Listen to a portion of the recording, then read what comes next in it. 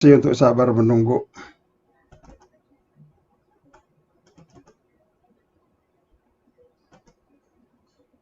Kok tidak mau slideshow ya? Slideshow from the beginning. Oops. Oke, coba. Ya, jadi kunci kehidupan bersama dengan Tuhan itu menjadi tema kita. Natsya adalah dari 1 Petrus 5. Bisa lihat nggak? Bisa tolong direspon? Bisa, Bang. Bisa lihat, Bang. Oke, baik. Terima kasih. Ya. 1 Petrus 5 ayat 6. Karena itu, rendahkanlah dirimu di bawah tangan Tuhan yang kuat, supaya kamu ditinggikannya pada waktunya. Atau dalam bahasa Batak disebutkan atong patutoru hamu ma dirimuna tutoru ni tangan ni debata nagugui asa dipatibo hamu ditikina. Juga saya buat dalam bahasa Inggris yang berkata begini, therefore humble yourself under the mighty hand of God. Set aside self-righteousness and pride, so that he may exalt you to place of honor in his service at the appropriate time. Ya, jadi itulah nas kita pada pagi ini. Ya. Mengapa penting merendahkan diri? Akar kejatuhan manusia pada mulanya adalah karena manusia terperdaya mau jadi penentu untuk kehidupannya. Jadi ambil posisi Allah sebagai penentu apa yang baik dan apa yang jahat di dalam kehidupannya. Dan itu kita baca dalam pencobaan oleh iblis yang kita baca dalam Kejadian 3 ayat 5. Tetapi Allah mengetahui bahwa pada waktu kamu memakannya, matamu akan terbuka dan kamu akan menjadi seperti Allah, tahu tentang yang baik dan yang jahat. Jadi inti dari pencobaan yang dipakai iblis untuk Adam dan Hawa adalah iming-iming. Tatkala mereka melanggar aturan atau perintah dari Tuhan, maka mereka menjadi seperti Allah. Dan itu artinya mengambil posisi Allah sebagai penentu di dalam kehidupannya apa yang baik dan yang jahat. Jadi seperti Allah mau jadi boleh dikatakan penentu di segala sesuatu di dalam kehidupannya. Ya. Nah, jadi untuk kembali kita harus ambil posisi sebagai pertama bahwa kita adalah ciptaannya. Kemudian yang kedua adalah sebagai Tuhan berarti adalah penguasa. Dialah penguasa di dalam kehidupan kita. Itulah untuk jalan kembali. Oleh karena itulah maka kita penting merendahkan diri kepada Tuhan. Tetapi pertanyaan, mengapa sulit merendahkan diri? Ada 3 alasan yang saya catat di sini. Ya. Yang pertama, kita tidak yakin Tuhan peduli akan hidup kita. Ya. Jadi kita tidak yakin apakah Tuhan itu peduli. Ya. Kemudian yang kedua, tidak yakin Tuhan tahu apa kebutuhan kita. Kemudian yang ketiga, pengalaman hidup yang seolah-olah Tuhan tidak berbuat apa-apa. Itulah yang menjadi pergumulan kita untuk sulit merendahkan diri kepada Tuhan. Tetapi apakah tiga alasan ini pada tempatnya? Nah, mari kita lihat ya. Jadi memang cara iblis pada umumnya adalah dia mengiming-iming dengan jebakan yang dia berikan seperti kejadian tadi supaya kita ditinggikan, maka sudah kita tidak perlu tunduk di bawah otoritas Allah. Tetapi realitanya tentu sebagai manusia kita akan jatuh ya. Dan pada saat kita jatuh biasanya kemudian datang si pencoba itu lagi menuduh kita, karena iblis juga bisa diterjemahkan tidak lain sebagai pendakwa ya. Jadi arti dari iblis sebetulnya dia pendakwa, kemudian kita didakwa. Ya, kamu mengaku sebagai pengikut Kristus, tetapi ternyata inilah kehidupan kamu. Begitu. Jadi itulah cara iblis. Dia coba mengiming-iming sesuatu mau supaya kita jalan sendiri meninggikan diri di hadapan Allah, tapi kemudian tatkala kita tempuh jalan itu dan kemudian kita kena batunya karena pilihan kita, maka kemudian dia menuduh kita.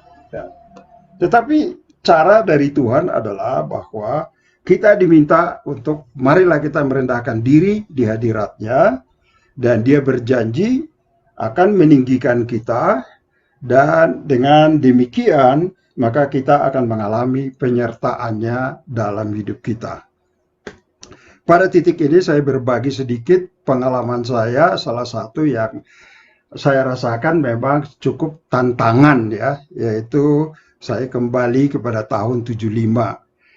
Tahun 75, tepatnya bulan April, memang saya sudah terbeban untuk ikut dalam suatu lembaga pelayanan, tapi pada waktu itu saya bekerja sebagai traffic engineer di konsultan swasta yang mengerjakan proyek-proyek jalan raya.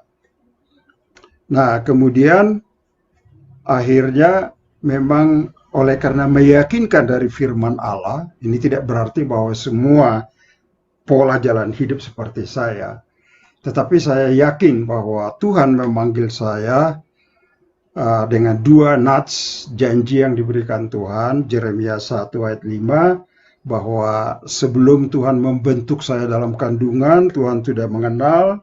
Sebelum keluar dari rahim ibu, Tuhan sudah memilih, memisahkan saya untuk menjadi bagi nabi, bagi bangsa-bangsa. Itu satu. Kemudian satu lagi waktu itu adalah 1 Yohanes 2 ayat 15 dan 16. Janganlah mengasihi dunia dan apa yang ada di dalamnya. Sebab segala yang ada di dalam dunia, keinginan daging, keinginan mata, keangkuhan hidup, bukanlah dari Bapa, melainkan dari dunia. Dengan dua ayat itu memang saya mengambil keputusan itu. Tetapi salah satu tantangan yang paling besar waktu itu adalah saya setiap akhir bulan dapat gaji sebagai engineer, apalagi beberapa kali bekerja dengan mitra dari konsultan asing, seperti konsultan dari Kanada, dari Pacific Konsultan dari Jepang. Mulai bulan Mei-nya itu adalah bahwa saya hidup dengan kemurahan hati dari teman-teman, dengan kata lain persembahan. Nah, di situ harga diri saya seperti terhempas begitu ya. Dari tadinya saya punya gaji, sekarang kemudian oleh karena panggilan untuk pelayanan, maka saya ambil langkah karena memang sistem di lembaga kami seperti itu, dengan sukarela dari para mitra-mitra yang bersedia untuk membantu. Tapi itu sesuatu yang sangat boleh dikatakan merendahkan ego saya. Dan hal yang sama juga kepada ibu terjadi 3 tahun kemudian. Untuk pertama kali di Indonesia seorang ASN mengundurkan diri setelah 9 tahun jadi ASN, ya, karena mau membantu saya di dalam pelayanan. Nah, tetapi saya mau menyaksikan bahwa apa yang terjadi adalah dengan saya merendahkan diri, mengikuti pimpinannya, walaupun pada awalnya memang seperti sangat hidup pas-pasan, sangat terbatas dan sebagainya. Tetapi secara perlahan-lahan Tuhan menyatakan penyertaannya. Dan itulah harta yang terbesar yang saya rasakan lebih kurang sekarang sudah 46 tahun ya, selama 46 tahun. Dan itu luar biasa. Jadi itu satu kebenaran dari firman Tuhan. Rendahkanlah dirimu di bawah tangan Tuhan yang maha kuasa itu, maka ia akan meninggikan kamu pada waktunya. Nah, memang dari epistel kita tadi saya kutip itu adalah sebagai gambaran dari musuh kita iblis, yang kalau kita baca tadi bahwa dia sampai 5 kali di dalam ayat 13 sampai 14 saja fokusnya adalah aku. Jadi kita baca tadi dalam epistel, engkau yang berkata dalam hatimu, aku hendak naik ke langit, ya, aku hendak mendirikan tahtaku, mengatasi bintang-bintang Allah, aku hendak duduk di atas bukit pertemuan, jauh di sebelah utara, aku hendak naik mengatasi ketinggian awan-awan, hendak menyamai yang maha tinggi. Dari iblis sendiri, inilah yang membuat dia, walaupun dia ciptaan Allah yang sempurna, yang seharusnya dia tidak perlu jatuh ke dalam dosa, oleh karena itu tidak ada pertobatan bagi iblis. Iblis tidak ada jalan pertobatan, karena dia makhluk rohani yang tidak perlu jatuh. Kalau kita jatuh karena ditipu dan diperdaya, ya. Tetapi kalau iblis tidak. Tapi inilah cirinya dia. Jadi sampai dikatakan aku hendak menyamai yang maha tinggi. Dan itulah selalu yang diinjeksikan kepada kita manusia melalui bisikan-bisikannya supaya kita jauh dari Tuhan. Jadi oleh karena itu maka kita harus waspada, ya. Kita harus selalu waspada, ambil waktu setiap pagi, kita sujud, kita datang ke hadiratnya, menyerahkan diri kita, mengakui ketuhanannya bahwa dia yang berkuasa di dalam kehidupan kita. Nah, kalau kita tidak sadar, sedang termakan oleh tipu muslihat iblis, ya, maka tentu kita akan selalu tergoda. Tetapi kita akan menyelimak sedikit tentang keberatan yang saya ajukan, yaitu keberatan yang 3 tadi. Kenapa kita sulit untuk merendahkan diri? Karena anggapan kita Tuhan tidak peduli, ya. Kemudian Tuhan tidak tahu apa yang menjadi kebutuhan kita.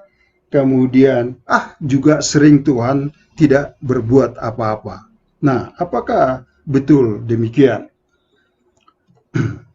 Jadi kita kembali kepada firman-Nya. Saya akan menampilkan 2 firman Tuhan di sini. Yang pertama, nats yang sudah biasa kita baca, Roma 5 ayat 8. Tetapi Allah menyatakan kasih-Nya kepada kita ketika Kristus mati untuk kita pada waktu kita masih orang berdosa. Jadi sebelum sadar kita akan kebutuhan kita, sudah terlebih dahulu Allah menyediakan kebutuhan utama, yaitu dari pribadi Tuhan sendiri, pribadi kedua dari Allah Tritunggal, yang mati untuk menanggung dosa-dosa kita. Yang dikatakan dalam Roma 8 ayat 32, ia yang tidak menyayangkan anaknya sendiri. Nah, kita sebagai orang tua tidak mungkin ya, paling tidak untuk saya, mengorbankan anak saya untuk demi kepentingan orang lain. Nah, itulah kemanusiaan kita. Tapi dari pihak Allah, inilah yang dia lakukan. Ia tidak menyayangkan anaknya sendiri, tetapi yang menyerahkannya bagi kita semua. Bagaimanakah mungkin ia tidak mengaruniakan segala sesuatu bagi kita bersama-sama dengan dia? Saya rasa dalam langkah seperti yang saya saksikan tadi selama 46 tahun ini, inilah wujud dari penyertaan Tuhan, dan Tuhan sangat memberkati luar biasa, walaupun memang tidak seperti ada surplus yang besar, tetapi Tuhan selalu setiap hari mencukupkan, menyediakan, bahkan seringkali juga lebih dari yang kita butuhkan. Jadi firman Tuhan ini adalah menjadi pegangan bagi kita untuk meyakini bahwa kalau kita percayakan kehidupan kita kepada Tuhan, maka ia yang tidak menyayangkan anaknya sendiri, tetapi yang menyerahkannya bagi kita semua, bagaimanakah mungkin ia tidak mengaruniakan segala sesuatu kepada kita bersama-sama dengan dia. Dan sering juga saya bertemu dengan orang yang kategorinya, istilah kerennya, yang tidak mau percaya kepada Tuhan, dengan istilah kerennya agnostik gitu. Jadi saya bertanya, kenapa Anda tidak mau percaya kepada Tuhan? Ya, jawabnya, begitu banyak kejahatan dan ketidakadilan di muka bumi ini. Jadi saya merasa seandainya ada pun Tuhan, dia tidak peduli. Jadi untuk apa saya percaya? Nah, apa jawaban kita? Saya rasa kita harus kembali menyadari peristiwa sejarah, bagaimana dia menjelma, Kristus datang ke muka bumi ini, dan bagaimana dia mendemonstrasikan solidaritasnya kepada manusia, yaitu dengan dia rela mewujudkan, menghadapi berbagai ketidakadilan dalam kehidupan ini, bahkan sampai melalui karena iri hati dari para imam dan ahli Taurat yang menghendaki dia mati, yang dibawa kepada pengadilan Romawi, walaupun Pilatus tidak menemukan alasan untuk dia mati. Namun akhirnya kita ingat bahwa dia dijatuhi hukuman mati dengan disalibkan. Nah, setiap kali kita ragu-ragu, setiap kali kita ganggu akan kepedulian, akan apakah dia memperhatikan, maka peristiwa salib itu sebetulnya menyaksikan banyak hal. Dan salah satunya adalah yang secara gamblang menyampaikan bahwa pertama, aku pun solidar dengan kemanusiaan. Oleh karena memang untuk waktu yang telah ditetapkan Allah, bahwa ada kuasa kegelapan yang berkuasa di muka bumi ini dan menimbulkan berbagai ketidakadilan di dalam kehidupan ini, juga menimbulkan berbagai penderitaan. Tetapi aku mau menyatakan aku Allah sang pencipta yang tidak perlu menderita. Seperti itu, aku mau menunjukkan, menyamakan diri, menjalani penderitaan itu dari lapisan yang terbawah, yaitu kesediaannya mati sebagai penjahat. Bahkan mulai dari dia tampil di muka bumi ini, lahir di dalam keluarga boleh dikatakan termiskin, lahir di kandang domba seperti tidak layak, keluarga tukang kayu yang sangat terbatas.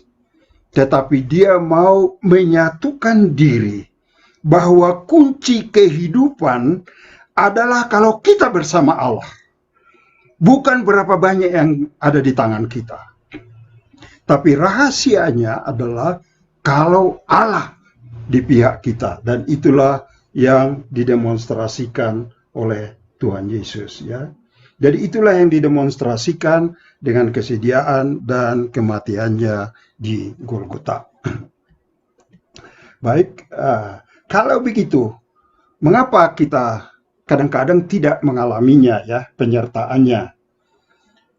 Nah, menurut saya kadang-kadang memang kita ada dalam frekuensi yang salah.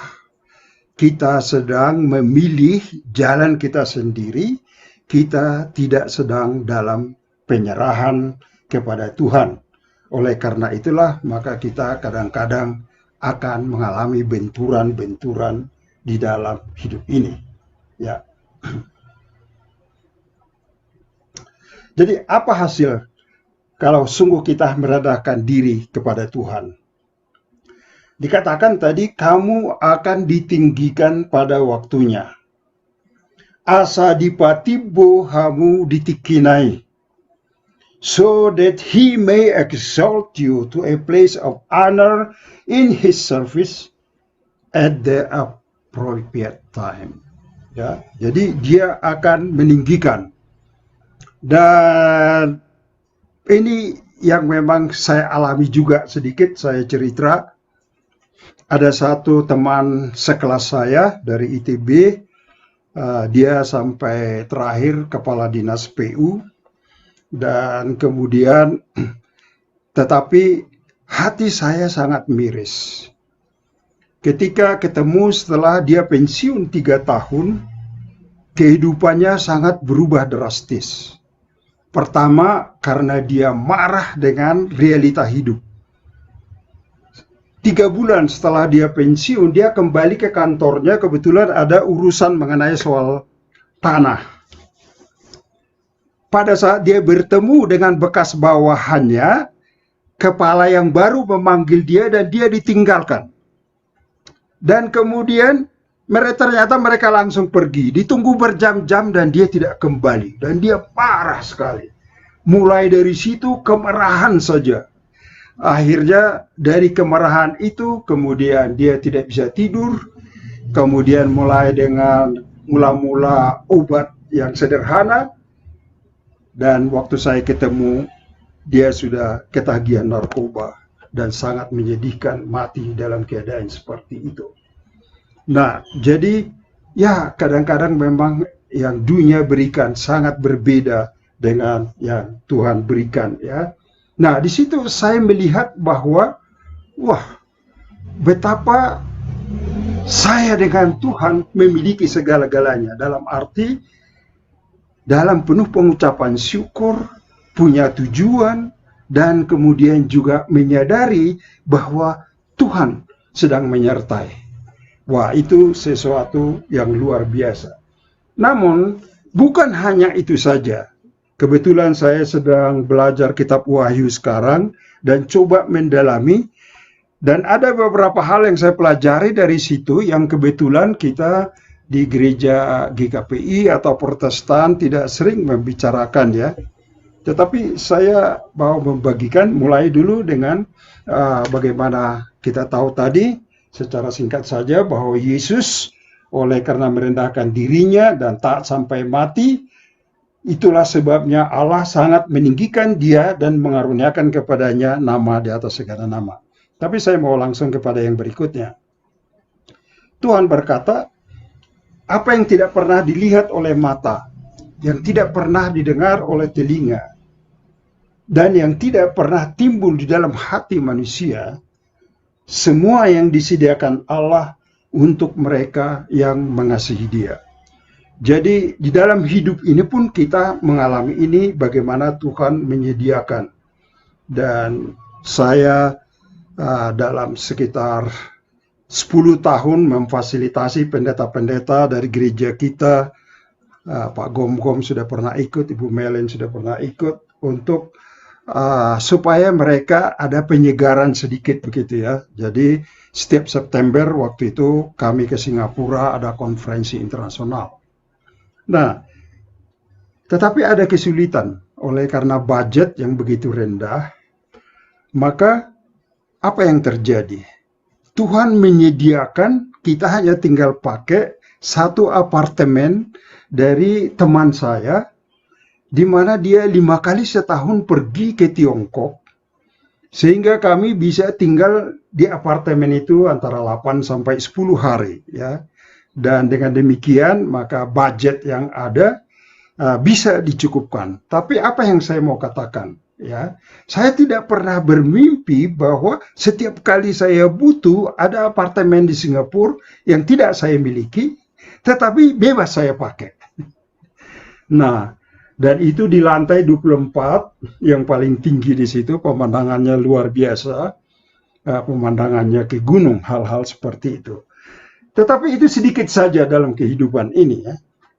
Nah, tetapi bukan hanya itu. Yang saya ketemukan di dalam Wahyu, khususnya Wahyu 20, ayat 6, saya baca seperti ini. Berbahagia dan kuduslah ia yang mendapat bagian dalam kebangkitan yang pertama itu. Kematian yang kedua tidak berkuasa lagi atas mereka, tetapi mereka akan menjadi imam-imam Allah dan Kristus, dan mereka akan memerintah sebagai raja bersama-sama dengan dia 1000 tahun lamanya. Nah, di dalam kitab Wahyu ada firman Tuhan dalam Wahyu 20 sampai 6 kali disebut tentang 1000 tahun Kristus memerintah di muka bumi ini. Nah, ada 3 cara penafsiran memang di dalam Kristen. Yang pertama itu hanya perlambang saja. Jadi milenium, tidak ada kerajaan 1000 tahun. Oke. Yang kedua mengatakan bahwa ada kerajaan 1000 tahun.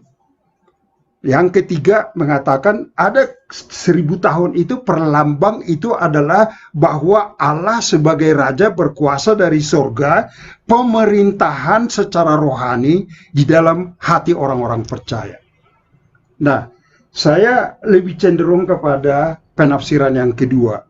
Itu yang saya lihat, karena sampai 6 kali tatkala saya baca bahwa memang ada masa 1000 tahun, yaitu sebagai masa transisi sebelum kita ke Yerusalem yang baru bersama-sama dengan Tuhan selama-lamanya.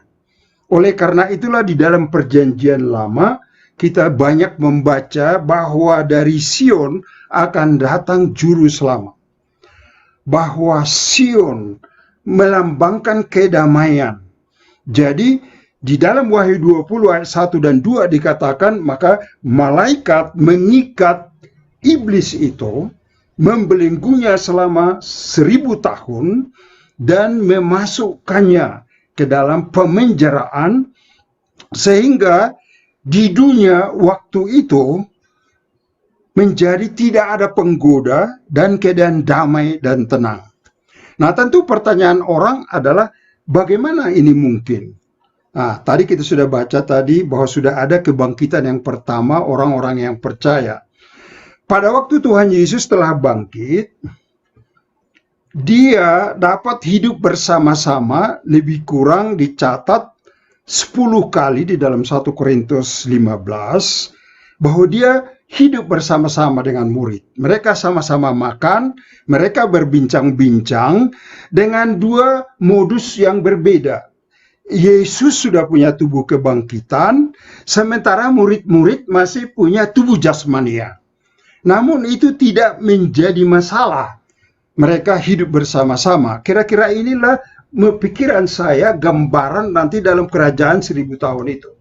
Jadi orang yang percaya, yang sungguh-sungguh percaya, sudah mengalami kebangkitan yang pertama, sehingga benar-benar diwujudkan bahwa memang Yesus Raja Damai akan memerintah selama 1000 tahun di muka bumi ini.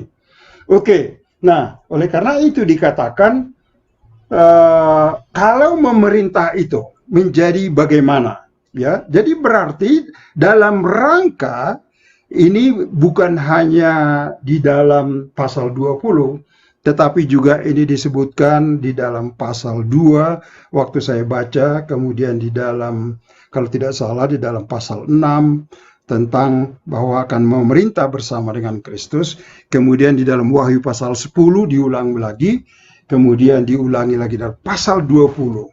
Jadi ini berulang-ulang di dalam kitab Wahyu bahwa orang yang percaya akan memerintah bersama-sama dengan Kristus. Itulah dasar menjadi saya mempercayai itu. Jadi di dalam pemerintahannya siapa yang akan menjadi aparatnya? Menjadi jelas adalah bahwa setiap orang percaya. Jadi bukan hanya pelayanan rohani sebagai imam, tetapi mereka akan menjadi imam-imam Allah dan Kristus, dan mereka akan memerintah sebagai raja bersama-sama dengan Dia. Disitulah akan terjadi pemerintahan dalam masa kedamaian, karena iblis sudah dibelenggu dan Kristus menjalankan pemerintahan kedamaian, dan Dia membutuhkan aparat-aparat, yaitu orang-orang yang percaya, yang sudah bisa dipercayakan. Dan inilah bagian dari 1 Korintus 2 ayat 9 tadi. Apa yang tidak pernah kita pikirkan, apa yang tidak pernah kita bayangkan, itulah yang disediakan Tuhan bagi orang-orang yang percaya merendahkan diri kepadanya. Oleh karena itu, kunci kehidupan bersama Tuhan, marilah kita merendahkan diri di bawah tangannya yang maha kuasa. Amin. Kita berdoa. Bapa, terima kasih untuk firman Tuhan. Biarlah Roh Kudus yang terus menuntun kami untuk menggali dari firman Allah, di mana Engkau selama 1500 tahun, mulai dari Musa sampai kepada Yohanes, menyediakan firman-Mu, dituliskan oleh nabi-nabi, rasul-rasul, untuk bekal kami.